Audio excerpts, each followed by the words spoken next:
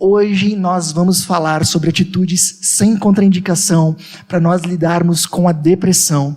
E vai estar aqui junto comigo, o Cassiano, que é um grande amigo nosso, e ele também passou por um grande episódio de depressão e vai compartilhar um pouco com a gente, um pouco da sua experiência, um pouco também daquilo que ele tem aprendido. Legal que você está aí junto com a gente, Cassiano. Muito bem, então, boa noite a todos e a todas. Estava conversando com o Jorge quando a gente estava preparando essa mensagem, como Deus faz com que até as coisas ruins cooperem para o nosso bem, né? Ter passado por um momento terrível de depressão e quase ter perdido a vida algumas vezes ali, me permitiu aprender mais sobre isso e hoje poder estar falando para vocês. Legal. Bom, pessoal, e assim, a primeira coisa que eu queria que vocês pensassem junto com a gente, quando o assunto é depressão, por que é importante a gente ouvir sobre esse assunto? Bom, primeiro, claro, se você passa por isso, se você tem que lidar com essa situação, ouvir, aprender é muito importante. Mas, e se eu não passo, se eu não tenho depressão, por que eu preciso ouvir sobre isso? E eu queria te dar alguns motivos. Primeiro deles, depressão é tido como uma das doenças mentais mais comuns do mundo. Alguns dizem que é a doença mental mais comum do mundo. Então, por mais que hoje, talvez, nós não tenhamos, é importante a gente já se preparar, porque talvez um dia ela pode vir bater na nossa porta. Nós não estamos necessariamente protegidos disso. Então é importante a gente já ir conversando e aprendendo. Segunda coisa, talvez você não tenha, mas você pode muito bem conhecer alguém que tem. Eu acho que qualquer um de nós conhece uma pessoa que já lidou ou está lidando com a depressão. E nós podemos ajudá-los. E essa mensagem de hoje vai nos ajudar também a capacitar para isso. Terceiro ponto, nós podemos às vezes não ter depressão, mas todos nós lidamos com tristezas no nosso dia a dia. E os pontos que nós vamos ver aqui, eles podem realmente nos ajudar a também lidarmos com essas tristezas do nosso cotidiano, tá bom? Então, são algumas razões. Tem um estudo da Unicamp que ele apontou que no Brasil, 17% das pessoas já pensaram em tirar sua própria vida alguma vez. Eu contei 32 pessoas hoje. Então aqui no nosso convívio aqui agora na Milk, em torno de 5, 6 pessoas já devem ter pensado em tirar a vida. Eu fui uma delas. Eu já tentei, inclusive, né? Às vezes está mais perto do que a gente imagina. Exatamente, né? Quer comentar a foto? Sim, esse é uma foto de uma publicação de 2017, de um site que ele fez uma compilação com algumas fotos. Elas eram todas chocantes, mostrando que a depressão não tem cara. Essa, como a gente vê na legenda, é meu namorado 2 semanas antes de se enforcar. É ele lá atrás, remando, feliz. Então, às vezes, a depressão, ela parece, ou ela não parece ser a depressão em si. Eu lembro que quando eu tinha depressão, eu ia para a faculdade, e o único convívio que eu tinha fora com as pessoas era na faculdade. Então, na faculdade eu estava sempre bem, porque isso é um sintoma que a gente vai entender um pouco melhor depois. Eu não queria que as pessoas viessem conversar comigo. E aí, eu parecia sempre bem, sempre feliz, fazia piada. Então, das 7 da noite às 10, 10h30, eu estava ok, e no resto do dia eu estava deprimido, querendo morrer. Ok, então isso é importante, né? Às vezes a gente realmente pode ajudar, a gente não imagina o que quem está do nosso lado pode estar passando. Cassiano vai ajudar a gente com alguns critérios para a gente identificar a depressão. Será que eu estou passando por isso? Será que não? Será que algum amigo meu? Como é que a gente identifica? Esses critérios, eles são tirados do DSM, né? É o Manual Diagnóstico de Doença Psiquiátrica, a 5ª edição, é a mais atual que a gente tem. É como se fosse a Bíblia da psiquiatria, né? Existem mais alguns manuais que norteiam como se fosse uma lista de sintomas que caracterizam uma doença. Aqui tem 9 sintomas. A gente sugere que para ter depressão a pessoa precisa apresentar mais do que 5 por pelo menos 2 semanas, sem ser num episódio, por exemplo, de luto. Porque a pessoa pode apresentar isso na perda de um ente querido, alguma coisa assim. Dentro da saúde a gente também vê outras condições que podem causar algum desses sintomas e a gente precisa investigar primeiro anemia e o hipotireoidismo, quando a tireoide da pessoa é meio preguiçosa, porque isso também pode causar desmotivação, perda de prazer nas coisas, enfim. O primeiro é o mais clássico, humor deprimido, a pessoa se sente triste, desmotivada, ela não sente alegria nas coisas, ela não sente felicidade em fazer as coisas. O segundo é grande diminuição do interesse ou prazer em suas atividades. Antes ela gostava de fazer alguma coisa, ela não faz mais. Ela saía mais, agora ela não gosta. O deprimido, o depressivo, ele não consegue experimentar prazer nas coisas. Por isso ele começa a parar de fazer algumas. O terceiro é perda ou ganho de peso significativo, sem intencional. Por exemplo, eu estou querendo perder peso, eu quero emagrecer, perdi peso, ok. É intencional. Agora, por que isso acontece? Porque a pessoa para de comer ou ela começa a comer demais. Pessoas respondem, né, diferente. Dentro da ansiedade, a gente tem um pouco disso. Na ansiedade, os números são um pouco mais claros. Na ansiedade, a gente tem, em média, 70% a 80% das pessoas comem mais quando ansiosas e os outros 20% a 30% comem menos, tá? Depende do grau de ansiedade da resposta da pessoa. Pouco ou muito sono, a pessoa começa a dormir, ou muito a mais ou muito menos, né, para de dormir. Agitação, lentidão, que é visível por outras pessoas. Por exemplo, as pessoas, você vê alguém e você vê que ela fica mais parada, ela se movimenta menos, ela evita contato com os olhos, ela não fica olhando para você. Respostas monossilábicas, né? Tá tudo bem? Quer comer alguma coisa? Não. A pessoa, ela responde de forma mais seca, né? Ou ela fica muito agitada. Não é autopercepção, não é eu achar que eu estou mais agitado. Isso especialmente outra pessoa perceber em mim. A fadiga ou perda de energia quase todos os dias, né? Por isso anemia e hipotireoidismo são importantes de descartar, porque isso pode ser da doença, né? Mas a pessoa para de ter energia, então ela não tem prazer e não tem disposição, ela não quer mais fazer nada, né? Outra coisa os sentimentos de inutilidade ou culpa excessiva ou inapropriada. A pessoa se sente inútil, ela sente que o que ela faz não é bom, meu trabalho eu não sou bom, as pessoas não gostam do que eu faço, o que eu estou fazendo não é legal, o que eu estou fazendo para as pessoas não é bom, as pessoas não gostam de mim, a minha mulher não gosta mais de mim, a minha mãe não gosta de mim, ninguém gosta de mim. É uma sensação de culpa, às vezes, pelas coisas que acontecem. Tudo acontece errado na minha vida porque eu sou por causa de mim, a culpa é minha, ou culpa inapropriada. O que é inapropriada? A fome no mundo é culpa minha. Morreu a rainha Elizabeth, a culpa é minha. Né? A culpa inapropriada, isso é quase um delírio. Né? E também tem a capacidade diminuída para pensar ou indecisão.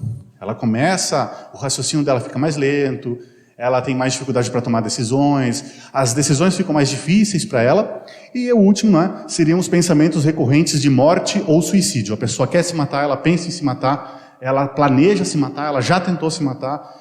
Se a pessoa tiver o item número 1 e o item número 9, isso não é depressão, mas isso já pode classificar outra doença psiquiátrica, talvez distimia ou alguma coisa assim. Então aqui a gente tem algumas coisas que a gente pode ajudar pessoas a se identificarem, ou mesmo a gente. Então é uma orientação. Pessoal, onde depressão aparece na Bíblia? Ela não aparece, porque é um conceito muito mais atual do que a Bíblia em si. É um conceito que apareceu depois, embora a tristeza apareça muito. Agora, olha só que interessante.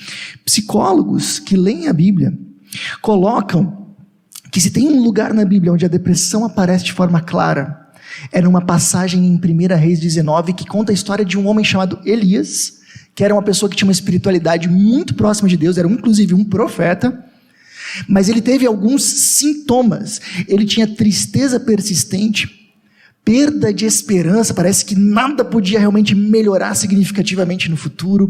Ele sentia cansaço excessivo, ele tinha isolamento, queria só ficar sozinho. Além disso, apetite desregulado e desejo de morrer. Então, são sintomas bastante claros que identificam o que os psicólogos olham a partir desses traços.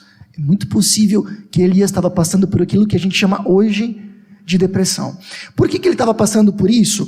Hoje a gente não vai conseguir trazer isso com muitos detalhes. Nós vamos fazer isso nos grupos de estudo bíblico, que é justamente o espaço que a gente tem para aprofundar algumas coisas. Mas a gente sabe que o Elias estava passando por isso porque ele estava passando por um período de muita exaustão e ele passou por um episódio de muita frustração, que ele não estava conseguindo lidar e que ocasionou todos esses sintomas que ele estava sentindo. O mais importante, e é isso que eu quero trabalhar com vocês hoje, como a fé cristã pode nos ajudar a lidar com as nossas tristezas e mesmo com a depressão, é como Deus lida com o Elias. Isso é muito importante. E a gente vai fazer isso a partir da leitura de um texto que vocês podem acompanhar aqui na projeção, 1 Reis 19, ou na sua tela. Cassiano, você pode ler para a gente? E Elias entrou no deserto caminhando um dia. Chegou a um pé de gesta, sentou-se debaixo dele e orou pedindo a morte. Já tive o bastante, Senhor, tira a minha vida. Não sou melhor do que os meus antepassados. Depois se deitou debaixo da árvore e dormiu. De repente um anjo tocou nele e disse, levanta-se e coma. Elias olhou ao redor e ali, junto à sua cabeça, havia um pão assado sobre brasas quentes e um jarro de água. Ele comeu, bebeu e deitou-se de novo. O anjo do Senhor voltou, tocou-lhe e disse, levante-se e coma, pois a sua viagem será muito longa. Então ele se levantou, comeu e bebeu. Fortalecido com aquela comida, viajou 40 dias, 40 noites, até que chegou a Horebe, o monte de Deus. Ali entrou numa caverna e passou a noite. E a palavra do Senhor veio a ele. O que você está fazendo aqui, Elias? Ele respondeu, tenho sido muito zeloso pelo Senhor, Deus dos exércitos. Os israelitas rejeitaram a tua aliança, quebraram os teus altares e mataram os teus profetas à espada. Sou o único que sobrou. E agora também estão procurando matar-me. Quero só que você perceba como Deus lida com a situação. Primeira coisa que a gente vê de uma forma muito clara aqui. Tudo o que Deus faz nesse relato que a gente viu é acolhedor. Parou para pensar nisso? Primeira coisa, como é que Deus lida com essa pessoa triste, quebrada, depressiva?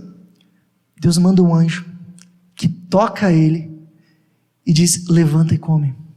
E quando ele acorda, tinha um pãozinho recém-assado. Quem é que aqui gosta de cheiro de pão recém-assado? Quem? Difícil quem não, certo? Muito bem. Cassiano é nutricionista, é melhor nem falar muito desse assunto. Enfim, ele cuida, Deus faz uma refeição para Elias. Depois ele permite que o Elias descanse de novo, alimenta de novo, e quando Deus fala, a gente imagina que Deus vai dar tipo uma bronca nele, do tipo, vamos cara, levanta, faz alguma coisa. Não, Deus faz uma pergunta, o que você está fazendo aqui? Pessoal, quando a gente lida com pessoas tristes e deprimidas, a primeira coisa que a gente precisa saber é que para ajudá-las, nós precisamos ser o mais acolhedores que a gente puder. Porque acolher ajuda a pessoa a se expressar. Quem é que de nós aqui gostaria de falar, abrir o seu coração, sabendo que não vai ser bem compreendido? Sabendo que vai ser criticado? Sabendo que isso não vai cair legal? Nos sentirmos acolhidos é o que nos ajuda a colocarmos o que nós temos aqui para fora. Sabe, eu já vi pessoas dizendo assim, poxa, meu marido não se abre. Minha esposa não se abre. A primeira pergunta que nós deveríamos nos fazer é, estou sendo acolhedor? Porque às vezes esse é um dos motivos. Agora, se nós estamos passando pelas nossas tristezas, ou mesmo depressão, o que a Bíblia ensina a gente é a expressar isso. A própria psicologia já reforça hoje, dizendo, poucas coisas diminuem a dor emocional de alguém, mas falar sobre a dor é uma coisa que ajuda. E um dos lugares que a gente vê isso na Bíblia de forma mais clara é o livro de Salmos. Você já leu o livro de Salmos? Quantas vezes temos pessoas lá que estão tristes falando da sua tristeza, que estão brabas falando da sua raiva. Por que isso? Porque isso é terapêutico. Aliás, fica uma dica, se você tem dificuldade de se expressar, ler o livro de Salmos, de preferência em voz alta, pode ser um bom exercício. Quer falar um pouco sobre acolhimento, de repente, Cassiano? Sim. É importante a gente falar sobre acolhimento, a gente precisa primeiro entender como a pessoa deprimida se sente, para a gente poder entender como a gente pode ajudar ela. Isso é útil a gente partir daí, né? A pessoa com depressão, é importante, eu acho, que a gente compreender que ela tem depressão. E isso nos ajuda a compreender por que ela está assim. Porque eu estava conversando com o Jorge hoje, às vezes parece que a depressão não é um motivo plausível para a pessoa estar triste. Por que você está triste? Eu tenho depressão. Certo. Tá. E tu também terminou com a tua namorada, perdeu o emprego, mais alguma coisa que te deixa triste? Não, eu tenho depressão. Certo, mas será que não é mais... Às vezes, não tem motivo, e é por isso que é depressão. Porque não tem motivo. Se tivesse um motivo, talvez não seria. Seria luto. Por exemplo, morreu meu pai. Eu estou triste por causa disso. Ok? A pessoa sente autoestima destruída e ela não se sente amada. Ela não se sente amada. Veja bem que os critérios eles não falam em a pessoa não ouve que ela é amada, ou a pessoa deixa de ouvir que ela é amada. Ela não se sente. Eu lembro quando eu tinha depressão, um dia o Jorge falou para mim, se alguma coisa acontecesse com você, Cassiano, eu ia ficar muito triste, eu nunca ia me recuperar. Não fez sentido nenhum para mim. O Jorge falou, eu amo você como irmão. Não fez sentido nenhum. Porque na depressão, não é o que você diz. A pessoa ela tem a incapacidade de... A gente sente assim... Eu lembro que eu sentia como se a pessoa falasse para mim, eu gosto de você por causa disso e disso. Eu pensei, eu acredito no que você está falando, mas eu acho que você está enganado. Você enganou. Você não tem motivo para gostar de mim. Você está enganado no seu motivo. Né? A pessoa ela sente uma total falta de amor que os outros têm. Por que isso? Porque a condição psiquiátrica é uma forma com que ela vê o mundo. E é a forma com que ela se vê. Se ela se vê muito mal, ela não vai acreditar que as pessoas... Isso é autoestima, né? Por isso que quando a pessoa tem autoestima boa, ela acha que as outras pessoas gostam dela mais, porque é a forma com que ela se vê. Ela perde a esperança e ela tem a sensação de ser incômodo. Eu acreditava que eu nunca ia melhorar. Eu ia no psiquiatra porque eu não tinha outra opção. Eu procurava tratamento porque não existia outra opção. Era a única forma que existia. E eu lembro que na época assim eu pensei, olha, se eu soubesse que drogas me tirariam daqui, eu usaria. Se eu soubesse que eu usar cocaína, essas coisas, assim, eu estava no sentido de que qualquer coisa que me tirasse daqui, eu ia abraçar. Mas eu acreditava que nenhuma tinha. E a única que se suponha que poderia me ajudar era o atendimento psiquiátrico. Então eu fazia assim, né? Eu sentia que eu era incômodo. Eu ia no psiquiatra, eu pagava ele, eu sentia que eu estava incomodando ele. Estou tirando o horário de outra pessoa. Ô Cassiano, você quer que eu faça uma visita? Não, Jorge, não quero. Eu estou incomodando ele. A pessoa sente que ela é incômoda. É importante a gente saber que ela se sente incômodo. Ela sente que ela está perturbando. Pouca sensação de prazer no dia a dia e irritabilidade. Venha junto. Vamos imaginar assim, eu não sinto prazer nas coisas. E você me convida para fazer alguma coisa. Eu não sinto prazer naquilo. Não sinto prazer em nada. E aí você me convida, Cassiano, vamos dar uma caminhada, vamos dar uma caminhada. Isso vai irritando a pessoa. Não quero. Eu não quero sair. Por quê? Ela não sente prazer. Então as coisas ou entristecem ou irritam. Prazer e alegria ela não sente. Sobrou só os sentimentos negativos para ela sentir. Descrença nos comentários de atividades positivas do dia. Não, mas hoje está melhor que ontem. Sim, mas o que adianta estar melhor? Eu ainda estou pior, né? Ainda estou mal. As coisas positivas que vão acontecendo. Não, veja pelo lado bom. Não ajuda. Uma frase que eu sempre digo para as pessoas. A desgraça dos outros não é consolo. Não, Cassiano, porque tem gente muito pior que você. Azar o delas. Isso não vai me fazer feliz, né? Isso não me faz feliz. Tem gente morrendo de fome. Pena para elas. Eu não fico mais feliz por causa disso. E o pessimismo, né? A pessoa acredita que tudo vai dar errado. Eu não vou sair porque eu não vou gostar de lá. Eu não vou fazer isso porque não vai dar certo. Eu não vou procurar tratamento porque não vai me ajudar. Qual que é a única forma que pode se concretizar na cabeça dessa pessoa que vai dar certo? Morrer. Morrer vai acabar com tudo. A gente fez questão de botar essa fala nessa mensagem para a gente entender como um depressivo se sente. Isso nos ajuda a nós sermos mais compreensivos e acolhedores, a ouvirmos mais e tentarmos falar um pouco menos. Acolher muitas vezes não é propor uma solução, mas é saber ouvir. Pessoal, primeiro ponto então está passando por algo? Expresse. Conhece alguém que está passando por algo? Acolha. Depois disso, olha só, o Elias, ele expõe o que estava guardado. Depois de ele se sentir acolhido, Deus pergunta para ele, o que você está fazendo aqui? E ele fala. E ele coloca tudo aquilo que tinha sido mal processado, ele coloca a sua frustração, o seu sentimento de solidão, ele coloca isso para fora. E aí Deus começa a reorganizar algumas coisas. Ele se sentia sozinho, Deus mostra que ele não estava. Aí ele começa a falar um pouco das frustrações, e Deus começa a falar que as coisas ainda estavam sob o controle dele, de Deus. Depressão pode ter várias razões. Pode ser genética, pode ser muita coisa, mas muitas vezes é quando a gente processa mal eventos na nossa vida. Às vezes pode ser frustrações mal processadas, como foi o caso do Elias, pode ser raiva que a gente não está sabendo lidar, podem ser às vezes culpa que a gente não está sabendo lidar, ou perdas, luto que a gente está com dificuldade de processar, de digerir. E isso pode nos levar a uma exaustão emocional, que é a depressão. Então, pessoal, quando a gente coloca para fora as coisas, ali tem a chance de nós aos poucos irmos reorganizando as coisas e de Deus ir nos curando. A gente compara isso, mais ou menos, imagina que você tem um sótão cheio e bagunçado. Aí a gente coloca as coisas para fora, é a oportunidade de tirar o lixo e reorganizar as coisas. Mas uma coisa que a gente possa perguntar é, o que a gente tem guardado no nosso coração? Que lixo muitas vezes a gente tem colocado no nosso interior? Elias ali coloca o lixo dele para fora e ali começa o seu período de cura. E uma coisa que é importante a gente falar, que eu acho fantástico dessa passagem, vocês viram qual foi a primeira coisa que Deus fez para Elias? Ele mandou Elias orar? Não. Ele dá um pão. Uma coisa não tão espiritual, concordam comigo? A gente imaginaria uma coisa um pouco mais espiritual. Não, Deus dá um pão para ele. Depois, Deus estimula o Elias a falar.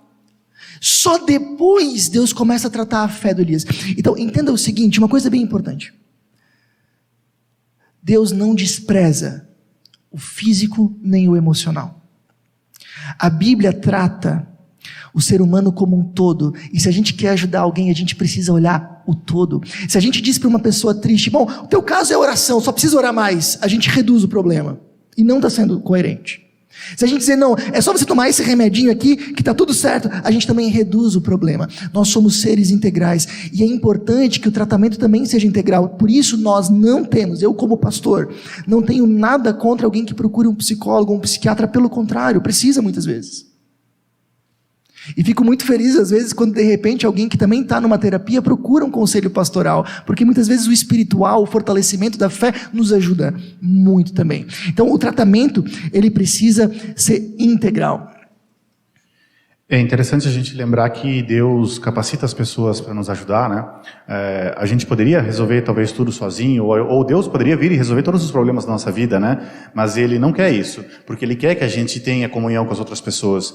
Então procurar ajuda psiquiátrica, ajuda psicológica, essas coisas assim, não é ruim, porque acho que Deus já supõe que a gente vai procurar ajuda em outras pessoas. Talvez é petulância a gente imaginar que Deus colocou um monte de instrumentos à nossa volta para que a gente possa procurar ajuda e a gente pensar, não, tá, eu quero alguém que faça para mim, eu quero resolver isso. Talvez a gente está esperando fazer isso de uma forma fácil, né? Que Deus venha e milagrosamente, não que isso não possa acontecer, mas será que precisa acontecer um milagre para me curar quando eu poderia simplesmente procurar ajuda? É muito importante a gente lembrar que a depressão, a ansiedade, as doenças psiquiátricas, elas são consideradas multifatoriais. O que isso quer dizer? Que elas têm várias causas. Se tem várias causas, não tem uma solução.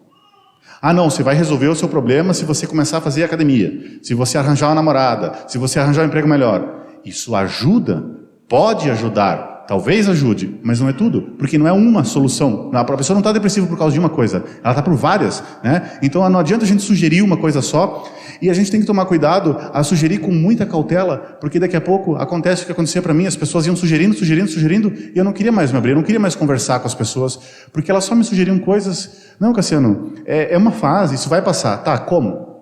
Não, Cassiano, isso é uma fase, talvez é porque você não tem namorada, ou talvez porque o seu emprego não é tão bom.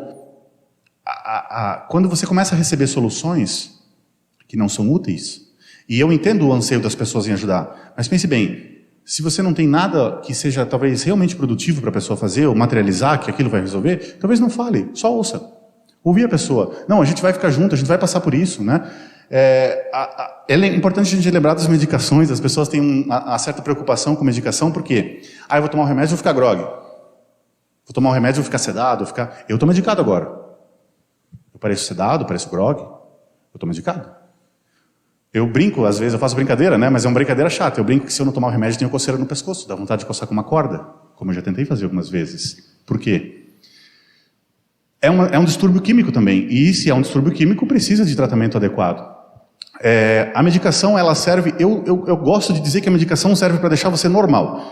Eu, enquanto Cassiano, querendo morrer, não querendo falar com ninguém, ou a pessoa que está ansiosa, ou a pessoa que está, enfim, qualquer condição, ela não está normal. A condição psiquiátrica tira ela do normal. A medicação serve para o quê? Para ela ficar normal. Assim como a pessoa que tem a pressão muito alta, ou a pessoa que tem a diabetes alterada, com a glicose muito alta, a medicação coloca no normal. É só mais uma medicação que faz isso, que traz você para o normal. Você não está normal. A pessoa com depressão, ansiedade não está normal.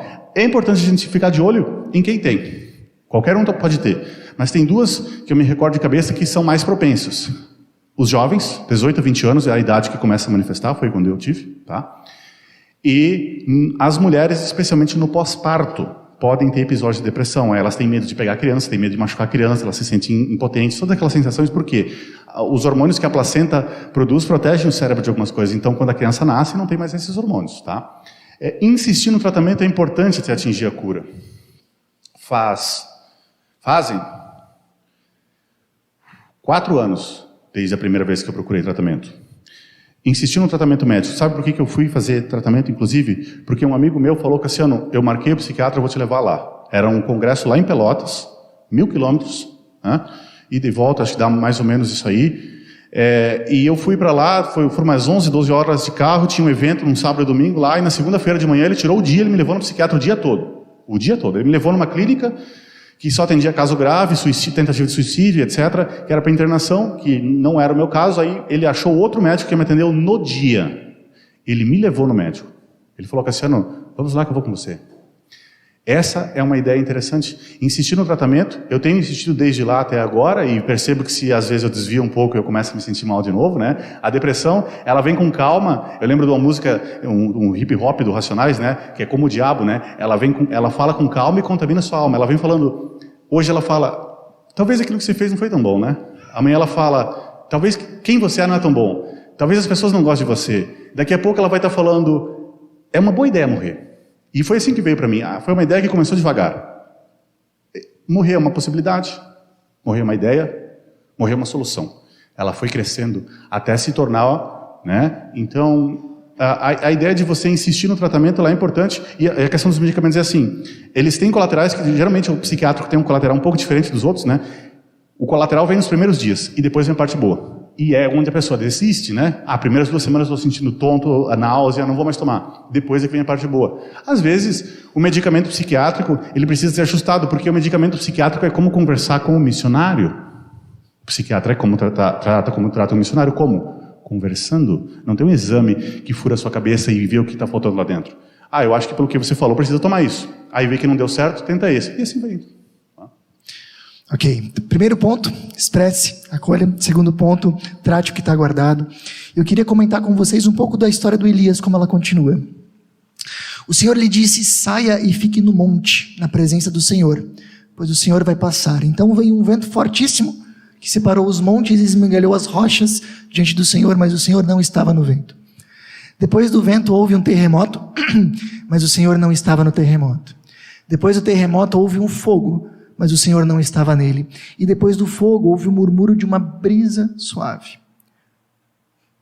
Essa é uma parte mais enigmática do texto, mas ela é bem importante. O texto está falando que Deus, naquele momento, para a pessoa tão triste, tão deprimida, Deus não estava no fogo, nem no vento, nem no terremoto, coisas fortes e extraordinárias. Mas Deus estava numa brisa, quase invisível, aliás, invisível, mas perceptível, que traz alívio e é algo que é diário. Sabe o que Deus está dizendo aqui para Elias de uma forma muito tranquila? Aprenda a ver a presença de Deus naquilo que é cotidiano e diário. Aprenda a ver o cuidado de Deus como uma brisa diariamente. Aqui Deus começa a tratar a espiritualidade dele. Elias se sente abandonado. E Deus está dizendo, não te abandonei. Se você ver, você vai ver que diariamente eu cuido de você. Assim como diariamente você sente a brisa, diariamente eu cuido de você. Você só não está percebendo. E esse é um dos pontos que na nossa prática de fé pode nos ajudar muito a lidarmos com as tristezas e as dificuldades que a gente passa. Liga o teu radar e começa a ver nas coisas pequenas, como por exemplo, o Cassiano comentou, um amigo que vem conversar contigo, ou um amigo que te leva para um tratamento, ou uma pessoa que simplesmente tira um tempinho para mandar uma mensagem perguntando para você se está tudo bem. Enxergue nisso o cuidado de Deus na tua vida, enxergue às vezes uma nova oportunidade, enxergue uma nova situação que de repente se encontra o cuidado de Deus. Depois que eu li esse texto a primeira vez, já faz muitos anos, sempre que eu estou num dia quente, eu sinto uma brisa, eu lembro do cuidado de Deus na minha vida. Deus cuida. Quanto mais a gente perceber isso, ligar o nosso radar, mais isso vai nos fortalecer interiormente. Mas aí vem mais um ponto. O Senhor lhe disse para Elias, né? Volte pelo caminho por onde veio e vá para o deserto de Damasco. Chegando lá, unja, né, alguns reis, ele tinha algumas tarefas para cumprir como profeta. No entanto, fiz sobrar 7.000 em Israel, todos aqueles cujos joelhos não se inclinaram diante de Baal e todos aqueles cujas bocas não o beijaram. Deixa eu explicar o que está acontecendo aqui. Último ponto. Deus diz para o Elias, aos poucos, retornar à sua vida saudável. Ele volta agora a fazer as tarefas que ele tinha como profeta. Ungir pessoas, colocar pessoas em cargos de liderança. Era uma das atribuições. E Deus está dizendo, agora vamos voltar para o trabalho. Devagarzinho, vamos voltar para o trabalho. Elias se sentia sozinho, ele acreditava que ninguém mais realmente adorava a Deus de coração, que todos tinham se tornado idólatras na sua época, adorando deuses chamados Baais, Baalins. E aqui Deus fala que ele fez sobrar 7.000, não, você não está sozinho, retorna para o convívio. Talvez você quer o isolamento, mas você precisa voltar a conviver com pessoas. O que Deus está fazendo? Está conduzindo Elias devagar a retornar para uma vida saudável. E isso, Cassiano, quando a pessoa está com depressão, deve ser bastante desafiador. É difícil você conduzir uma pessoa de volta a hábitos saudáveis. Eu acho que o mais importante da pessoa que quer ajudar quem tem depressão, o primeiro e maior atributo de todos é a paciência. Porque você tem que falar várias coisas ou várias vezes a mesma coisa e a pessoa vai esquecer. E não é que ela não vai esquecer, ela não vai dar sentido para aquilo. Eu gosto muito de você, amanhã não vale mais, ou daqui a 10 minutos não vale mais. Então a ideia de você estimular convívios é procurar convívios saudáveis, talvez ir para a igreja, ou talvez fazer uma atividade física, dar uma caminhada, porque a tendência da pessoa é se retrair, é ficar mais escondida, ficar no quarto, ficar em casa, ficar no escuro, e o escuro, ele por si é melancólico, né? Ele é sedativo, a gente vê isso, é uma questão natural, quando vai ficando à noite a gente vai ficando mais devagar, ou deveria, melhor quando a gente apaga as luzes. Então a ideia é estimular com cuidado a busca de atividades e convívios que eram agradáveis. Eu lembro que teve vezes que amigos convidaram para ir em festa. Eu não queria ir. Tá, vamos, tá bom, vamos. Fui na festa, aí eu cheguei na festa, todo mundo se divertindo, todo mundo feliz, um paquerando o outro. Eu pensei, eu não quero estar aqui, porque eu não quero conversar com nenhuma dessas pessoas, eu não quero que ninguém venha conversar comigo, eu não estou feliz, não tenho nada para comemorar. Fui para casa.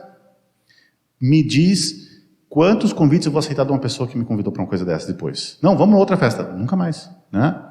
Convívios saudáveis e entender que na depressão as dificuldades elas parecem grandes. Então a pessoa ela tem, eu acho que eu vou incomodar. Às vezes a gente acha que vai incomodar, mas a gente vai igual. A gente faz uma coisa, né?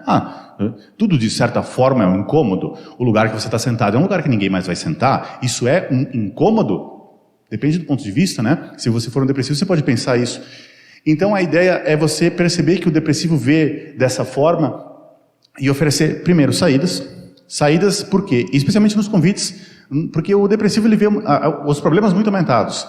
Eu acho que em várias condições psiquiátricas isso acontece. A pessoa não gosta daquele tudo ou nada. Por exemplo, se eu for e eu não gostar, eu vou ter que ficar lá até o final. Não.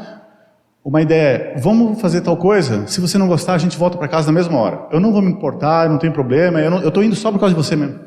Porque se eu for numa festa com um amigo, e eu perceber que esse amigo está se divertindo muito lá, como é que eu, depressivo, sentindo que eu incomodo, vou me sentir de falar para ele que eu quero ir para casa e fazer ele sair dali? É importante, eu acho que nesses momentos a gente definir, a gente está saindo, está indo, fazendo alguma coisa para ajudar a pessoa que está em depressão ou para nos divertirmos? Qual é a finalidade? Porque se a finalidade é ajudar a pessoa, eu não me divertir não é problema.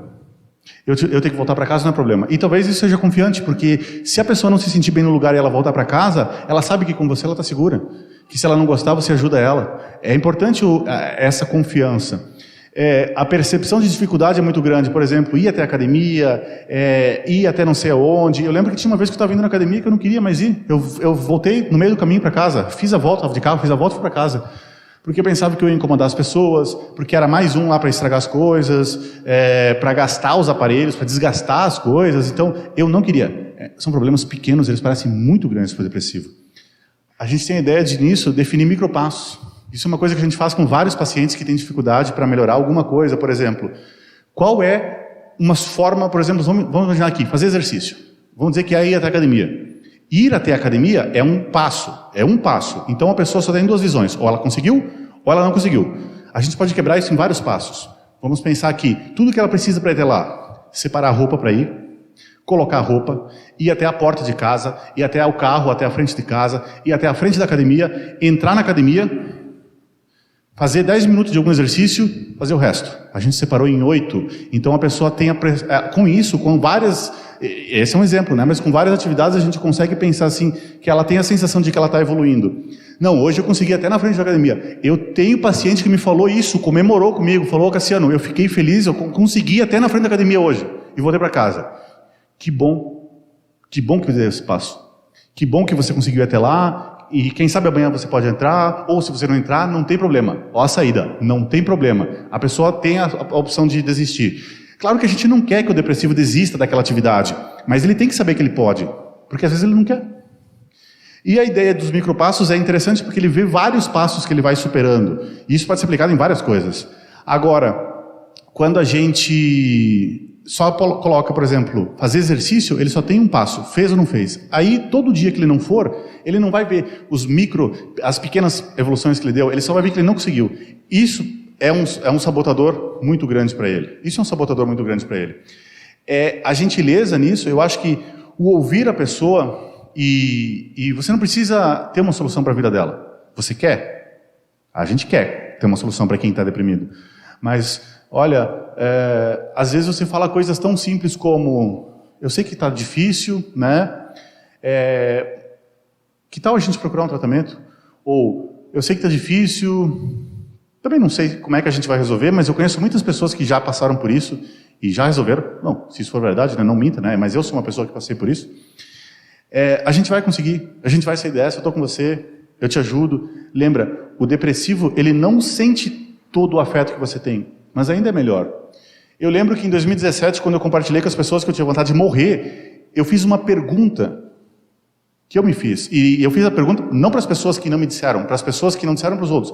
A pergunta era: quando foi a última vez que você se importou com alguém e perguntou como essa pessoa está? Ou, quando foi a última vez que você falou para alguém: você é importante para mim? Se você estiver passando por alguma coisa, você pode contar comigo. Talvez a pessoa com depressão, ela não vai se abrir para você naquela hora, mas é uma porta que você vai destrancando e daqui a pouco ela sente que ela pode entrar. Quando você tiver à vontade, se você estiver passando alguma coisa, sabe? Ou talvez você não sabe. Se você estiver passando alguma coisa, você pode contar comigo para qualquer coisa, estou sempre aqui. Pronto. É uma forma interessante de você se mostrar disposto. Cassiano, você comentou antes sobre a questão de tirar a vida, você falou várias vezes, a gente viu no texto que o Elias também pede para morrer, né? Talvez você fale um pouquinho sobre isso, que a gente, para quem tem pensado nisso, né? Como uma palavra aí para nós. O suicídio é uma coisa tão importante que ela é uma das únicas, a morte, né, em si, que eu me recordo que é autorizado ao profissional da saúde quebrar o sigilo. Eu tenho sigilo com o paciente, a pessoa tem uma confissão comigo, eu não posso falar isso para ninguém, e a gente faz juramento para isso. Se a pessoa contar que ela tem vontade de morrer, a gente tem autorização para falar sobre para os familiares. A gente tem, entre outras formas, tem o Centro de Valorização à Vida, que tem um site, né? Esse ano o Centro de Valorização à Vida completa 60 anos no Brasil. Ele foi fundado pelo Ministério da Saúde em São Paulo, e ele é um espaço para pessoas treinadas, né? São pessoas que são treinadas para conversar com pessoa que está em depressão, que está com vontade de morrer, que está com vontade de se suicidar. Muitas vezes a pessoa com desejo de morrer, ela não quer propriamente morrer, ela só não quer mais sentir aquilo que ela está sentindo. Às vezes ela realmente quer deixar de existir, e isso é muito doloroso e é muito difícil para a gente, porque eu sempre faço um exercício de reflexão bem simples. Imagine que se eu for agora até qualquer um de vocês e começasse a apertar o pescoço de vocês, quando o ar começar a faltar, vocês vão começar a se debater. Vocês têm o desejo de viver. O depressivo é justamente o contrário. E imagina o quão bagunçado não está o cérebro de uma pessoa que deseja justamente o contrário do que a evolução construiu ao longo de milhares de anos para acontecer. É terrível, mas a melhor forma é você ficar perto dessa pessoa, daqui a pouco você trazer essa pessoa para perto de si, não deixar essa pessoa sozinha. A gente tem um cuidado especial nos primeiros 15 dias de tratamento psiquiátrico, porque nos primeiros 15 dias com o uso de medicamento, a pessoa não recupera o humor, mas ela recupera boa parte da disposição. Então ela pode ter a disposição necessária para cometer o suicídio aí. Por isso que existe medicamento psiquiátrico que você não consegue abrir com a mão. Tem que ser com tesoura ou com objeto cortante, né? Você dá só o suficiente e vai dando para a pessoa, enfim. Esses cuidados são interessantes. Na dúvida, procure ajuda psiquiátrica. Eu sempre falo para as pessoas que eu desconfio que tem uma coisa, eu falo: olha, vai no psiquiatra, conversa com ele. Na pior das hipóteses que pode te acontecer, na pior de todas, você vai tomar um remédio que você não vai gostar, você vai parar, você volta a ser como você está hoje. Você não vai ficar pior. Você só tem duas opções: ou você continua igual, ou você melhora. Não tem certeza do que está acontecendo ou não? procura, liga para o Centro de Valorização à Vida, marca um psiquiatra, consulta um bom psiquiatra. Eu posso indicar, eu tenho indicações de bons psiquiatras que você pode procurar e talvez você possa fazer aquilo que fizeram para mim. Se não tivessem feito, eu estaria morto hoje. Cassiano, eu vou com você lá. E se não der certo, vamos procurar outra forma. Cassiano, muito obrigado pela tua participação aí, ajudou realmente bastante. Depois no Coffee Break, se alguém tiver dúvidas para tirar com o Cassiano, ele vai estar aqui junto, ou durante também a semana. Seria muito bacana de vocês poderem ter essa interação aí também. Agradeço de coração, querido, abrir o coração de forma tão sincera. Pessoal, para nós encerrarmos, eu queria comentar uma palavra que vale para todos. Quem passa por depressão, quem não, quem só tem que lidar com as tristezas do dia a dia. Sabe, uma das coisas que nós aprendemos aqui é isso aqui. Diante das nossas dificuldades, você está passando por algo? Procure alguém para conversar. Expressa. Ah, mas não vai adiantar, gente. Uma das poucas coisas que ajuda a gente a lidar com a nossa dor é colocá-la para fora. Converse com alguém, não sabe com quem conversar, pode procurar mim, pode procurar o Cassiano. Acolha as pessoas. Eu queria que você também pensasse um pouquinho nisso que a gente conversou até aqui. O que você tem guardado dentro de você? Essa é uma grande pergunta da noite de hoje. Tudo começou quando Elias guardou muito lixo emocional dentro dele. O que você tem guardado? Você não tem cultivado amarguras no teu coração. Você não tem cultivado raivas no teu coração, frustrações no teu coração. Você não tem dificuldade às vezes de lidar com perdas e luto. Pensa um pouco nisso.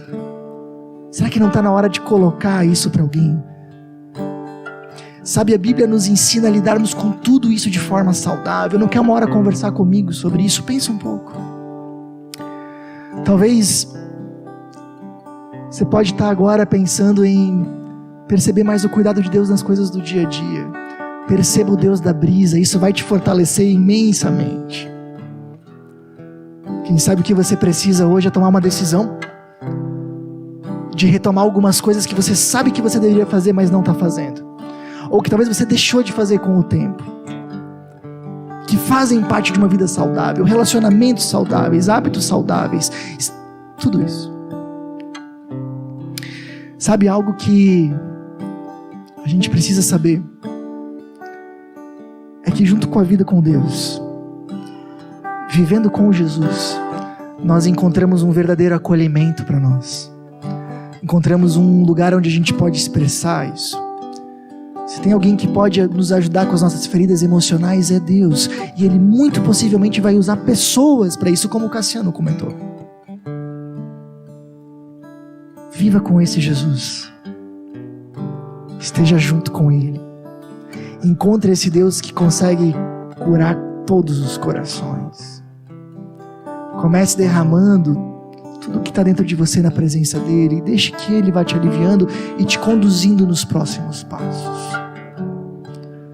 Se você está triste, quem sabe essa seja a hora de você colocar essa tristeza diante de Deus,